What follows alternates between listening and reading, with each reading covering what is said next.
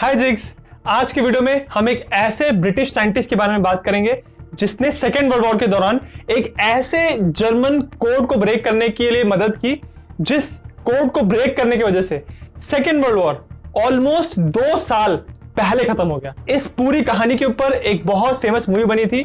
इस मूवी का नाम था द इमिटेशन गेम। इसमें बेनेडिक्ट कम्बरबैच हीरो थे। जब भी किन्हीं दो देशों में लड़ाई होती है तो वो लड़ाई बहुत फ्रंट्स पे होती है, बहुत लेवल्स पे होती है।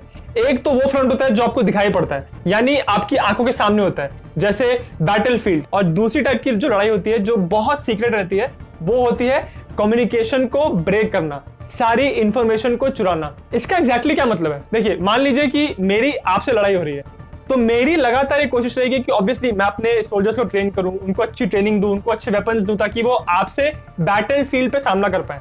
बट इसके अलावा मेरी ये भी कोशिश रहेगी कि मैं लगातार अपने जासूसों को यूज करके, अपनी टेक्नोलॉजी को यूज करके ये पता लगाऊं कि आपके बैटल प्लान्स क्या हैं, यानी आप कहां हमला करने वाले हैं, कितने लोगों को लेकर हमला करने वाले हैं, कौन से वेपन्स यूज करने वाले हैं, क्या आपके प्लान्स हैं। ये सारी इंफॉर्मेशन कलेक्ट करने की मेरी कोशिश रहेगी। तो इस टाइप की जो लड़ाई होती है ये हमेशा पर्दे के पीछे रहती है, क्योंकि इसके बारे में नॉर्मल पब्लिक को कभी कोई भी खबर नहीं मिलती।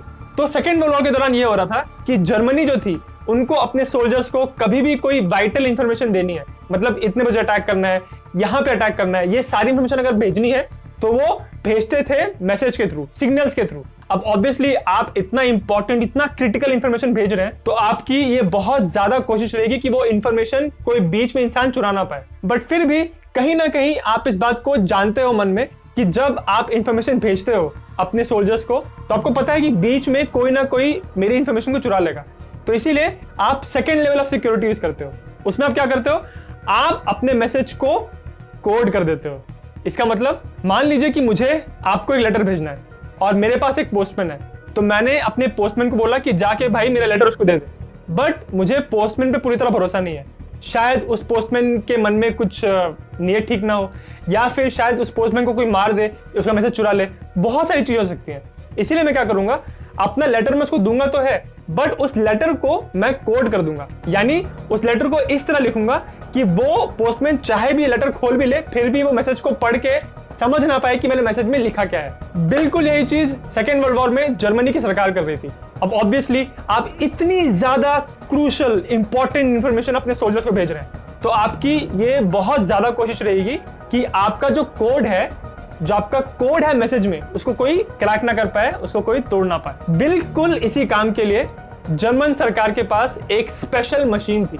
इस मशीन का नाम था एनिग्मा मशीन। इस मशीन का सिर्फ इतना सा काम था कि ये आपके मैसेज को इस तरह से कोड कर सकती थी कि सामने वाला इंसान उसको क्रैक ही नहीं कर पाएगा। ये मशीन दिखने में एक नॉर्मल टाइपराइटर की तरह थी। तो मान लीजिए कि मुझे आपको एक मैसेज भेजना है, सब्सक्राइब टू जिज्ञासियम। ये मैसेज मुझे आपको भेजना है, तो इस मैसेज का पहला लेटर क्या है? एस, सब्सक्राइब का एस। तो जब मैं एनिग्मा मशीन में एस दबाऊंगा तो ऊपर जितनी भी लाइट्स लगी हैं उसमें से एक लाइट जलेगी, और जिस अल्फाबेट पे लाइट जली है वो अल्फाबेट में लिख लूंगा।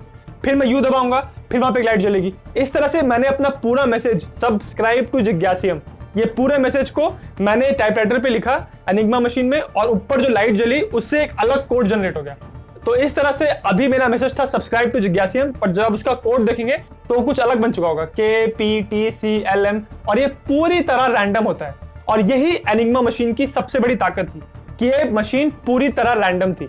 तो जब सेकेंड वर्ल्ड वॉर चल रहा था और जर्मनी एक तरफ थी, ब्रिटेन एक तरफ थी, ब्रिटेन की लगातार एक कोशिश थी कि जर्मनी के कोडेड मैसेजेस को, जो एनिग्मा कोडेड मैसेजेस हैं, उनको किसी तरह क्रैक किया जाए, और ये लोग इस मशीन को क्रैक ही नहीं कर पा रहे थे। तो ब्रिटेन की सरकार ने इस काम के लिए, एनिग्मा कोड को तोड़ने के लिए, ब्रिटेन के अंदर बहुत सारे मैथमेटिशियंस और साइंटिस्ट लोगों को इकट्ठा किया और एक टीम बनाई कि आप इस एनिग्मा कोड को तोड़ो। तो उसी टीम का एक मेंबर था एलन ट्यूरिंग।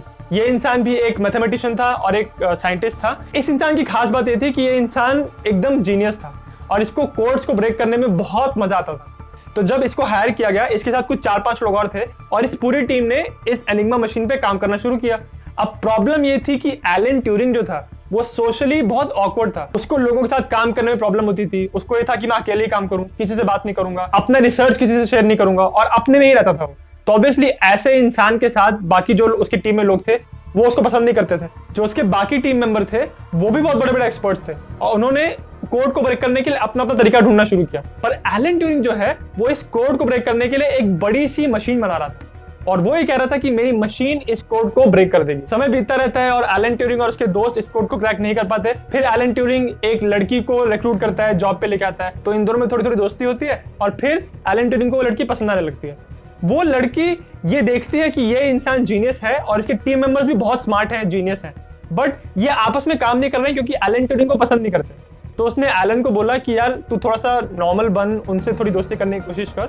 और धीरे धीरे एलन ट्यूरिंग के जो टीममेट्स थे, उसके कलीग्स थे, वो एलन को पसंद करने लगे। एलन ट्यूरिंग ने अपनी मशीन भी बना दी और उसकी मशीन इस तरह काम करती थी कि जब आपने उस मशीन को ऑन किया, उसके अंदर कोड डाला जिस कोड को आपको ब्रेक करना है, तो जब वो मशीन के अंदर बहुत सारे गोल गोल रोटर्स लगे थे तो रोटर्स घूमना शुरू कर देते थे और जैसे ही कोड ब्रेक हुआ वो मशीन रुक जाएगी। पर एलन ट्यूरिंग इसको ऑन करता था और मशीन दिन भर चलती थी पर रुकती ही नहीं थी। इसका मतलब उसकी मशीन ये कोड क्रैक ही नहीं कर पा रही थी। फिर एक दिन एलन को ये आइडिया आया कि अगर जितने भी मैसेज हमको मिलते हैं, जर्मनी के जितने भी कोडेड मैसेज हमको मिलते हैं, अगर उस मैसेज में कुछ वर्ड्स हमको पहले से ही पता हो कि उस मैसेज में ये वर्ड्स तो रहेंगे, तो हमारे लिए कोड ब्रेक करना आसान हो जाएगा। ये सडनली उसको आइडिया आया और उन्होंने ये देखा कि जर्मन लोग जब सुबह 6 बजे एक मैसेज भेजते हैं, उस मैसेज में वो लोग हाइल हिटलर जरूर लिखते हैं। हाइल हिटलर जर्मन भाषा में इसका मतलब होता है हिटलर की जय। तो उसने इस नई इंफॉर्मेशन के साथ जब अपनी मशीन को ऑन किया तो उसकी मशीन के रोटर्स ने घूमना शुरू किया और फिर वो मशीन घूमे जा रही थी। तो लोगों को लग रहा था कि ये फिर मशीन चलती रहेगी और बंद ही नहीं होगी, पर फिर वो मशीन रुक गई और वो सारे मशीन में जितने भी कोड्स थे, वो मशीन के कोड लेके जब एलन ट्यूरिंग ने उसको लिखा पेपर पे, तो उसको क्लियरली दिखाई पड़ गया कि ये कोड ब्रेक हो चुका है। इसका मतलब यह है कि अब जर्मनी की सरकार जितनी भी इंपॉर्टेंट इंफॉर्मेशन अपने सोल्जर्स को, अपने ऑफिसर्स को भेज रही है जो लड़ाई कर रहे हैं, वो सारी इंफॉर्मेशन ब्रिटेन के लोग ले सकते हैं, उसको क्रैक कर सकते हैं और उस इंफॉर्मेशन पे एक्ट कर सकते हैं। तो आप समझ रहे हैं कि इस एक कोड को ब्रेक करने की वजह से ये सारे वॉर की जो डायरेक्शन है वो बिल्कुल बदल गई। कोड तो उन्होंने ब्रेक कर लिया, पर ये सिर्फ आधा रास्ता था। अब नया चैलेंज ये था कि ये बात कि उन्होंने कोड को ब्रेक कर लिया है, ये बाहर लीक नहीं होनी चाहिए। किसी को नहीं पता चलना चाहिए कि ब्रिटेन के लोगों ने एनिग्मा कोड को ब्रेक कर लिया है, स्पेशली जर्मनी को, क्योंकि अगर उनको पता चल गया कि ब्रिटेन ने एनिग्मा कोड क्रैक कर लिया है और वो नए टाइप के कोडिंग सिस्टम को यूज करेंगे और इस तरह से सारी मेहनत वेस्ट होगी। तो इसीलिए एनिग्मा कोड को ब्रेक कर लिया है। इस चीज की सीक्रेसी को, इसको सीक्रेट बनाना बहुत ज्यादा जरूरी था और इसीलिए एलन ट्यूरिंग ने नेक्स्ट ये डिसाइड किया कि हमने कोड को ब्रेक कर लिया है और सारी इंफॉर्मेशन हम अपने सोल्जर्स को दे सकते हैं। बट उसने ये डिसाइड किया कि इसके बावजूद भी हम सारी इंफॉर्मेशन नहीं देंगे अपने सोल्जर्स को, क्योंकि अगर हमने सारी इंफॉर्मेशन दी और हमारे सोल्जर्स हर बार जर्मन अटैक से बच जा रहे हैं, तो जर्मनी को शक हो जाएगा कि ये हर बार कैसे बच जाते हैं और उनको लगेगा कि हमारे कोडिंग सिस्टम को क्रैक कर लिया गया। इसीलिए एलन ट्यूरिंग ने ये बहुत ही मुश्किल डिसीजन लिया कि हम कुछ शिप्स को कुछ जगहों पे अटैक होने देंगे, हम बस वही अटैक को रोकने की कोशिश करेंगे जहां हमको पता है कि बहुत डैमेज हो जाएगा। इसका कुल मिला के मतलब ये हुआ कि एलन ये कह रहा था कि हम कुछ लोगों को मरने देंगे क्योंकि हम सब लोगों को नहीं बचा सकते। इस सब के दौरान एलन ट्यूरिंग की उस लड़की के साथ एंगेजमेंट हो गई थी, बट फिर एक दिन एलन ने उस लड़की के सामने ये कबूल किया कि वो गे है और इसीलिए वो उस लड़की के साथ नहीं रह सकता। एनिग्मा कोड को क्रैक करने की वजह से बहुत सारे जर्मन अटैक्स फेल होने लगे और धीरे धीरे जर्मनी घुटने टेकने लगी और फाइनली ब्रिटेन की जीत हुई। जब वॉर खत्म हुआ तो एलन और उसकी टीम को बोला गया कि यहाँ पे आपने जितना भी काम किया है ये टॉप सीक्रेट है, कभी किसी को इसके बारे में पता नहीं चलना चाहिए। और उनका सारा सामान, जितना भी रिसर्च था, जितने डॉक्यूमेंट्स थे, सब जला दिया गया। आपको बात जान के हैरानी होगी कि लड़ाई खत्म होने के बाद भी और 50 साल तक ये इंफॉर्मेशन सीक्रेट थी, कॉन्फिडेंशियल थी। 50 साल तक ब्रिटेन ने इस बात को जनता को नहीं बताया कि हमने एनिग्मा कोड को क्रैक कर लिया था। सेकेंड वर्ल्ड वॉर के कुछ सालों के बाद एलन ट्यूरिंग को एक दिन अरेस्ट किया गया और उसको अरेस्ट इसलिए किया गया था क्योंकि वो गे था और उसने ऐसा कुछ एक्टिविटी की थी जो उस जमाने में ब्रिटेन में इलीगल थी। जब उसकी कोर्ट में पेशी हुई तो उसको 2 चॉइस दी गई। एक चॉइस थी तुमको जेल होगी जो तुमने क्राइम किया उसके लिए, या फिर दूसरी चॉइस उसकी कि तुमको अपने होमोसेक्सुअलिटी से बचने के लिए, उसके लिए तुमको कुछ मेडिसिन दी जाएंगी। तुम्हारे पास ये 2 ऑप्शंस हैं, तुमको एक ऑप्शन लेना होगा। तो एलन ट्यूरिंग को जेल नहीं जाना था क्योंकि उसको अपना रिसर्च करना था, उसको अपनी मशीन से बहुत प्यार था जो उसने मशीन बनाई थी। तो उसने सेकंड ऑप्शन लिया, वो दवाइयाँ लेने लगा और उसने देखा कि अब वो बहुत वीक हो गया है और वो ढंग से चल नहीं पाता। उसने 1 साल तक वो दवाई ली और उसके बाद उसकी जो दोस्त थी जिससे उसकी एंगेजमेंट हुई थी, वो एक बार उससे मिलने आई उसके घर पे और उसने देखा कि उसके घर की हालत बहुत खराब है, वो एकदम मतलब बुरे हाल में है, उसके आंख के नीचे डार्क सर्कल्स पड़ चुके हैं, एकदम वीक हो गया है और ठीक से चल भी नहीं पा रहा है। तो उसको बहुत तरस आया और उसने बोला कि तू क्यों ये कर रहा है? तो एलन ने बोला कि नहीं, मेरे पास दूसरा ऑप्शन जेल जाने का है और मैं अगर जेल जाऊंगा तो मेरे से मशीन छीन लेंगे और मैं अपनी मशीन से अलग नहीं हो सकता। एलन ने वो दवाइयाँ 1 साल तक ली, बट उसके बाद उसने सुसाइड कर ली। और इस तरह एलन ट्यूरिंग एक ऐसा इंसान जिसने एक ऐसी मशीन बनाई जिसने सेकेंड वर्ल्ड वॉर को 2 साल पहले खत्म किया और लगभग 10, 15, 20 लाख लोगों की जान बचाई, उस इंसान को फाइनली ऐसी हालत में सुसाइड करके मरना पड़ा।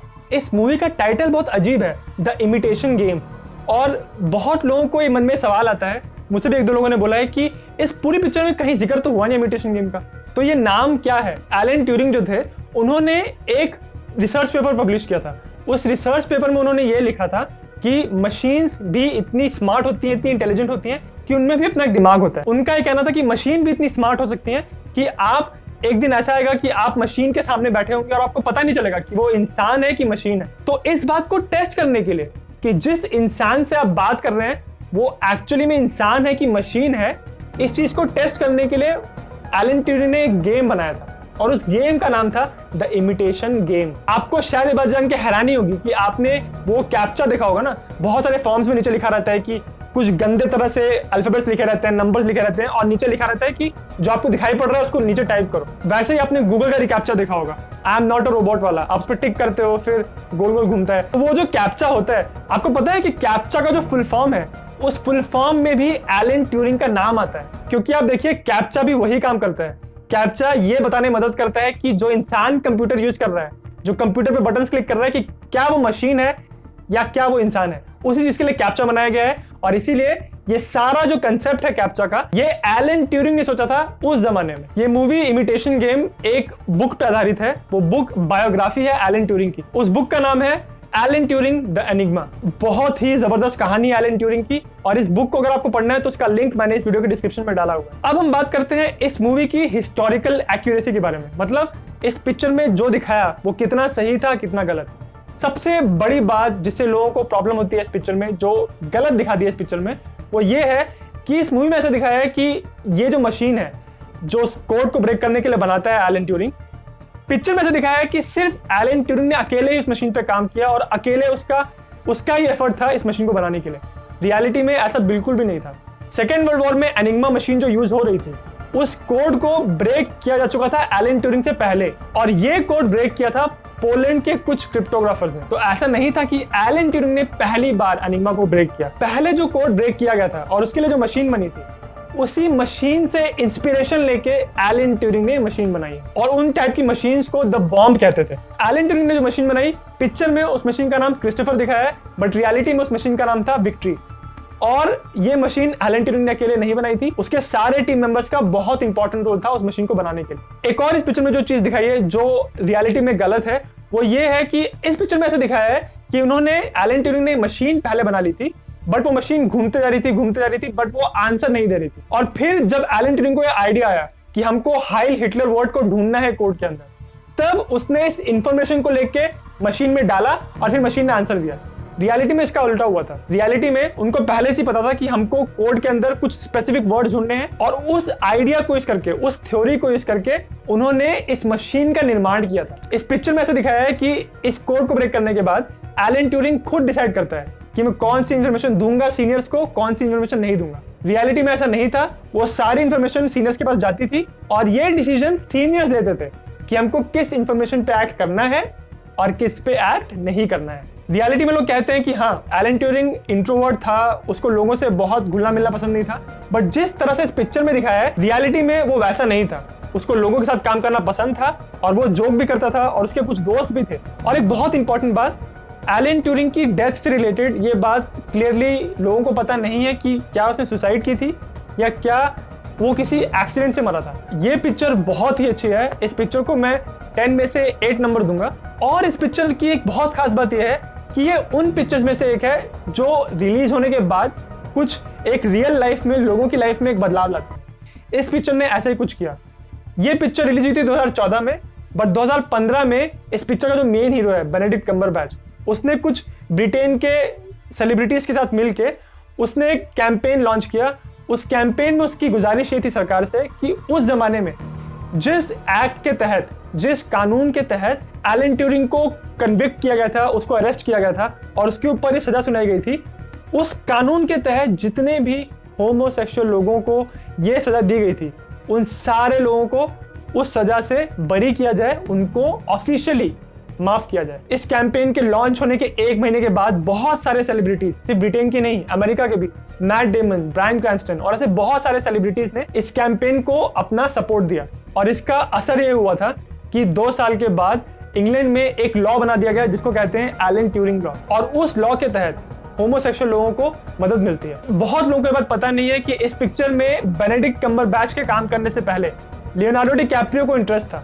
वो ये कह रहा था कि मुझे ये पिक्चर करनी है, बट फिर कुछ ऐसा हुआ कि उसको इस पिक्चर से हटना पड़ा और फाइनली ये पिक्चर कम्बरबैच ने की। हिस्ट्री से रिलेटेड ऐसे इंटरेस्टिंग फैक्ट्स और स्टोरीज जानने के लिए आप मेरा इंस्टाग्राम पेज फॉलो कर सकते हैं। और अगर आपको ये वीडियो अच्छा लगा तो मेरे चैनल जिज्ञासियम को सब्सक्राइब करना ना भूलें। आपसे फिर मुलाकात होगी अगली वीडियो में। तब तक के लिए नमस्कार।